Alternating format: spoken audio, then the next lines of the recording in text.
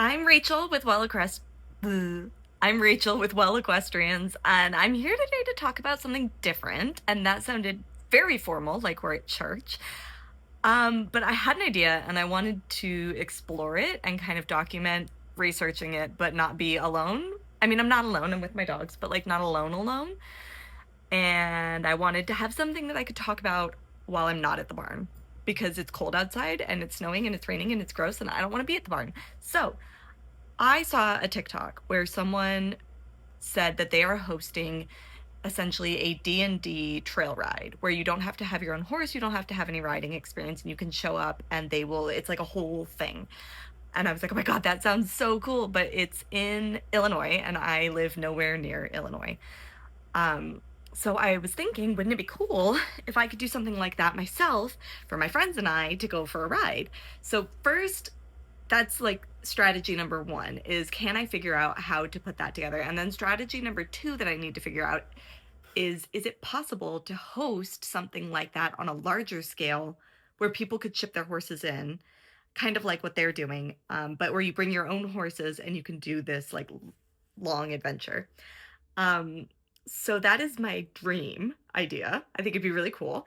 But the short version idea of, can my friends and I go on a D&D style quest this summer is what I'm going to start looking into. So, the first thing that I need to look into is how to play D&D. I have played like that much D&D. I played a lot of video games, role-playing video games. And I've listened to Critical Role and oh God, what's the McElroy brother one? Oh my God, I listened to so much of it. It was my favorite. Hold on, I'm Googling it. The Adventure Zone. Okay, if you haven't listened to The Adventure Zone, do that because it's so good, especially the first season. Or like the first storyline is like, I cried. So, I've listened to a lot of stuff about D&D, but I've never actually done it myself. So I'm imagining that to put this together, I'm going to kind of have to play the role of the dungeon master, another thing I've never done. But my mom and dad are coming into town in a month and they live with us. And then I have another friend who's interested in playing D&D. So if I can get them all together to play D&D, then that's my step one, is a family D&D campaign. So first we're going to say how to start a D&D campaign as a DM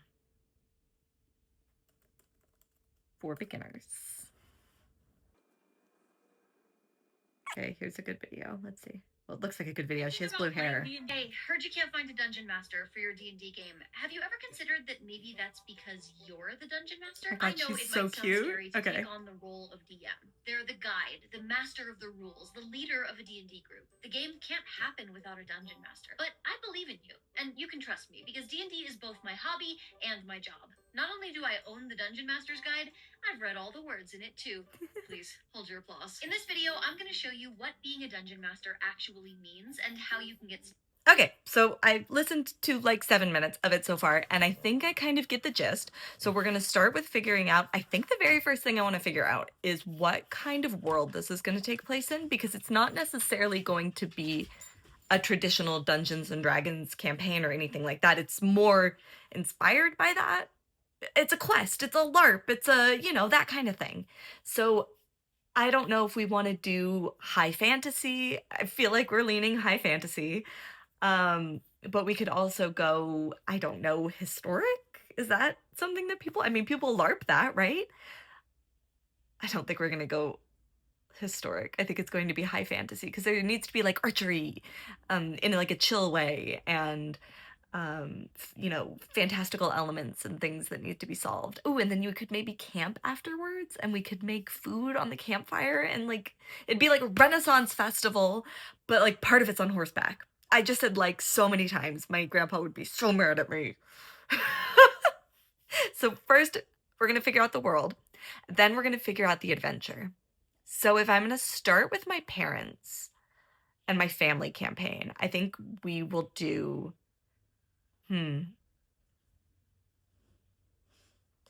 my parents are really big post-apocalyptic people, so maybe we would do a post-apocalyptic fantasy world. Ooh, like if it was this world but fantasy characters, but then we had a nuclear apocalypse. Maybe something like that. So we'll figure out our adventure. Then I don't people are gonna be able to create their characters in advance, even for the trail ride. The one thing I haven't figured out how you work with is if people make different decisions when you set up. So I'm thinking you like go down the trail and you end up at a tree, and that tree has a person there who reads the instructions. I suppose that person will have to adapt based on how each party answers the problem that they're presented with. And is the problem that they're presented with going to change based on how they answered the last one? Has anyone done this before? I mean, obviously people have done this before. I saw it on another video. I should watch their videos and figure out how they do it. But they mostly just seem to be promotional. I haven't looked to see if they have a YouTube page yet. I'm not doing a great job with this video, but it's something, and that's what counts, does it? Okay, so I want to have the adventure. It needs to be somewhere where people can go, obviously. It needs to be safe. I don't know how to do this in a super safe way, or how to make sure that people are really safe with that many horses. How many horses is too many horses? I'm thinking, I know D&D is a party, she said, of 4 to 6, but I think 3 is like a good number of people for each questing party. I think more than 3 horses is going to be a lot all at once. And then we'll like stagger them as people go from location to location. We'll have like staggered start times. I really hope that my boiler is not too loud. It just kicked on again. Anyway, I'm gonna keep doing research, and then I'm gonna pop back on here, and I don't know what this is gonna look like. I have so many likes. I don't know anything. So if you have ideas, please leave a comment. Let me know.